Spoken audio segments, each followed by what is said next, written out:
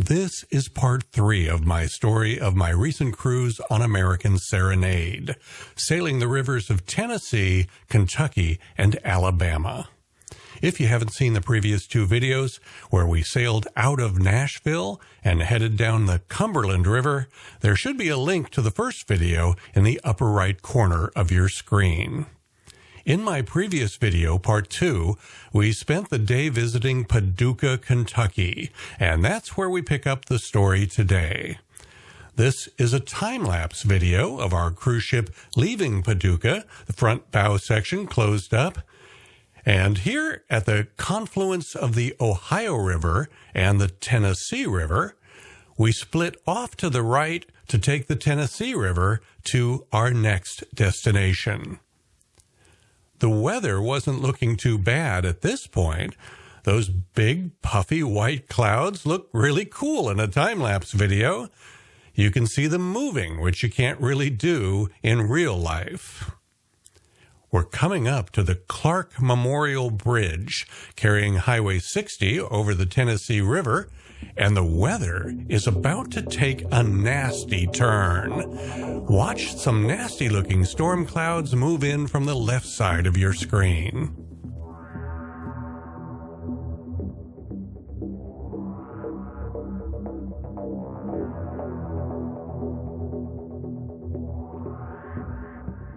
That is where the recording had to end. I had to run outside and bring that camera in when conditions got really bad. Well, here we are now, about an hour later after it was all over.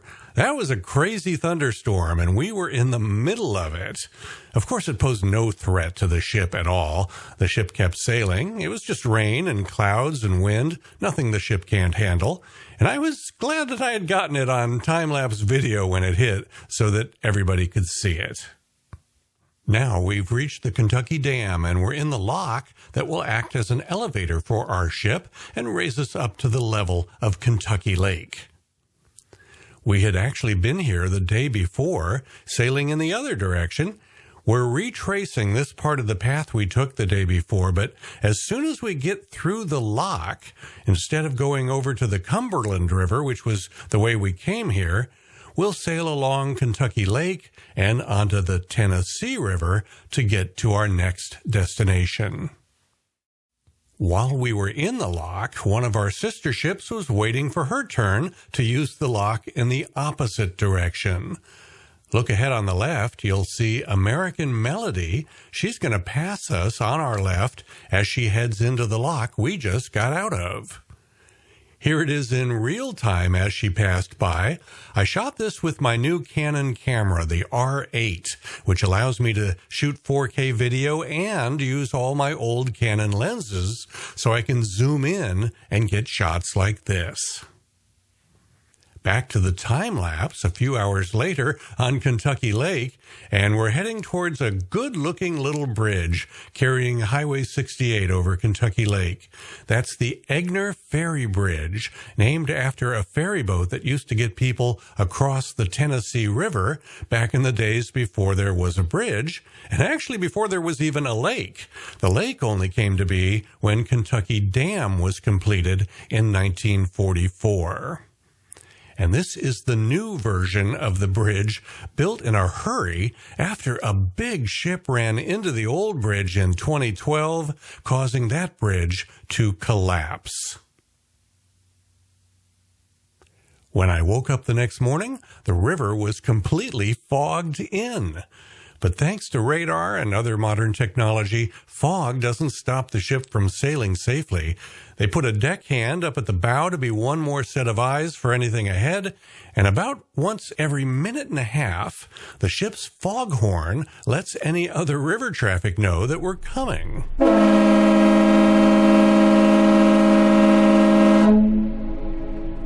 The fog didn't last long.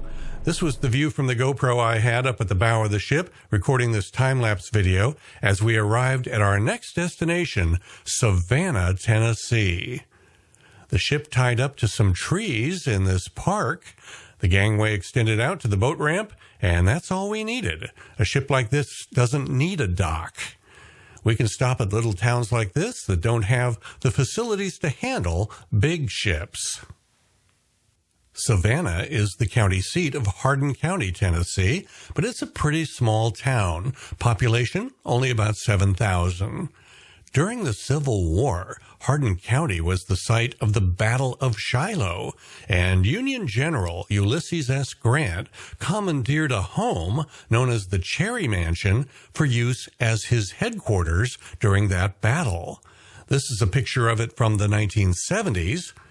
Now, look at how all those trees have grown during the last 50 years. This is the Cherry Mansion today, as seen from my drone. While we were in Savannah for the day, a lot of my fellow passengers went on Civil War-related excursions, like visiting the site of the Battle of Shiloh, but I opted instead to take the free shuttle into town and explore Savannah a little bit on my own. This is the county courthouse, and just down the street they have a nice little museum that gives you a good look at the history of this area. Everything from the nomadic people that came here about 12,000 years ago to the Native Americans, known as the Mound Builders, to the Europeans who settled in the area in the 1800s. Since this is a river town, there's a lot at the museum about the steamboat era, and even more about the Civil War. There were fossils that had been found in the area, and outside I found this interesting. You're probably thinking that's a piece of lumber. I guess it was at one point. Now it's a petrified piece of lumber, about 75 million years old. Touch it, and it feels just like a rock. I was impressed with the hospitality at the museum. Not only did they offer samples of this little delicacy, which is popular in this part of the country, but also they were serving up some whiskey and a few other beverages that people in this area like to drink. I've never seen that at a museum before, but that's how they do it in Tennessee. Across the street at a park, there was a band giving a free concert under a gazebo. I got a kick out of sitting down and listening to a few songs, and these guys were really good. One thing that really surprised me as I walked around and explored Savannah was that gasoline there costs only a little more than $3 a gallon. I didn't realize there was anywhere in the United States where gas was still that cheap.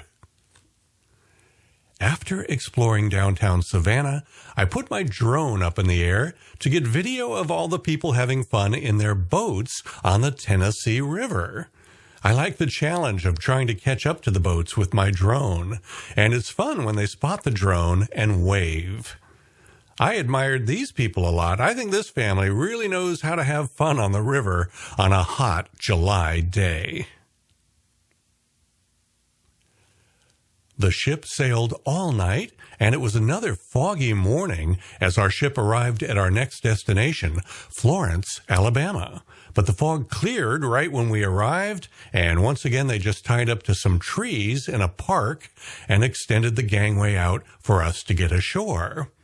I happened to be invited up to the pilot house for a look around. It's unusual to see a forest of trees out in front of the ship. It was a little hazy in Florence on this particular day, and as I was shooting this aerial video, just to give you a little look at things here along the Tennessee River in Alabama, I see there was a couple of trucks pulled over to the side after an accident on the bridge. I was a disc jockey in the 1970s and 80s, so I was really excited to visit this area because it's home to some very famous recording studios that most people refer to as Muscle Shoals. And American Cruise Lines offers a really great excursion to 3 of those studios. This one is where it all started. This is the FAME Studio, which stands for Florence, Alabama Music Enterprises. It was started in the 1950s by a record producer named Rick Hall. Now, he passed away about 5 years ago, but his wife is still alive, and she was really interesting to meet during our tour. But the highlight, of course, was touring the actual recording studio where so many hit records were recorded back in the day. I guess the first really big hit recorded here was When a Man Loves a Woman, the 1966 smash hit by Percy Sledge. Another 1966 hit recorded here was Mustang Sally by Wilson Pickett. A few of the artists that recorded here in the early years include Etta James, Aretha Franklin, and Clarence Carter. In later years, Mac Davis, Paul Anka, and Ronnie Milsap recorded here. And more recently, Alicia Keys and Demi Lovato. So it was a thrill for me to stand here in this studio and take it all in. There was a really good documentary made about 10 years ago all about the Fame Recording Studios, producer Rick Hall, and the Muscle Shoals sound. They showed it to us on the ship the day before our visit. The documentary is simply called Muscle Shoals. Check it out. I enjoyed it. Fame Studios had a house band that included 4 guys who were basically the rhythm section for all the great songs recorded here, and their ability to create a unique combination of R&B, soul, and country music was the key to the Muscle Shoals sound. Those 4 guys were known as the Swampers. In fact, they got a mention in the classic 1974 song Sweet Home Alabama by Lynyrd Skynyrd. I can't play the song for you because it's copyrighted, but the lyrics go like this. Now, Muscle Shoals has got the Swampers, and they've been known to pick a song or two. In 1969, the Swampers parted ways with Rick Hall and Fame Studios and founded their own competing recording studios, the Muscle Shoals Sound Studios. So that was another stop on our excursion to learn about the Muscle Shoals sound. This is the studio they built in 1969, and that special Muscle Shoals sound attracted musical artists from all over the world to record here. The Rolling Stones recorded Brown Sugar here. Bob Seger recorded Main Street here. Paul Simon, Aretha Franklin, Willie Nelson, Lynyrd Skynyrd, Rod Stewart, Simon and Garfunkel, Cher, and Cat Stevens all recorded here. At first, the studio was pretty basic. It didn't even have the sound isolation booths that it has now. So in the early days, to get a clean recording of just the vocalist without the sound of the band bleeding in, the singer would sometimes be placed in the bathroom or in the closet of the studio. In later years, they built isolation booths. After about 10 years of recording here at 3614 Jackson Highway and huge success, the Swampers had a lot of money and decided to build their ultimate dream recording studios. So on our little Muscle Shoals excursion, we went there too. This place was really impressive. Not just one recording studio, but 2 of them. Each studio had multiple isolation booths, and they paid a lot of attention to acoustics when choosing building materials. And the equipment was state-of-the-art for that time. Artists really liked to record here because it was extremely comfortable and spacious, and the building had a lounge where they could hang out when they weren't recording, and also a full bar. So it was a great place for artists to spend long periods of time working on an entire album. Do you remember a 1984 song by Julian Lennon called The Lot? There's a line in that song, sitting on a pebble by the river playing guitar. And what he's talking about is his experience at these studios, which are located right beside the Tennessee River. And during breaks from recording, Julian Lennon liked to sit here and toss rocks into the river. So that was my day, touring 3 different recording studios associated with the Muscle Shoals sound. As an old radio guy from the 70s and 80s, I enjoyed it a lot, just as I had enjoyed touring the Motown studios in Detroit on a previous cruise with American Cruise Lines. That wraps up episode 3 of my story about this cruise on American Serenade. Next week, in episode 4, we visit an incredible NASA facility in Huntsville, Alabama, where they have a museum that's every bit as good as the Smithsonian Air and Space Museum in Washington, D.C. Also, our cruise wraps up in Chattanooga, Tennessee, where we tour the world-class Tennessee Aquarium and find some pretty great Tennessee barbecue food, too. If you're interested in booking a river cruise on American Cruise Lines or any kind of cruise with any of the major cruise lines, I want to suggest that you use the services of my travel agent, Caitlin Gallagher. She has saved me from so much trouble over the years and pointed me to some really great cruise opportunities.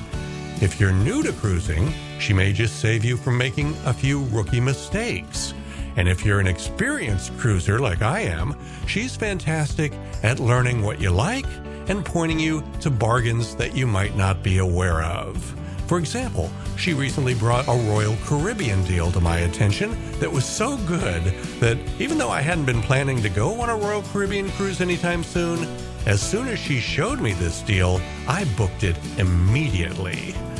Visit Caitlin's website at www.ambrintravel.com.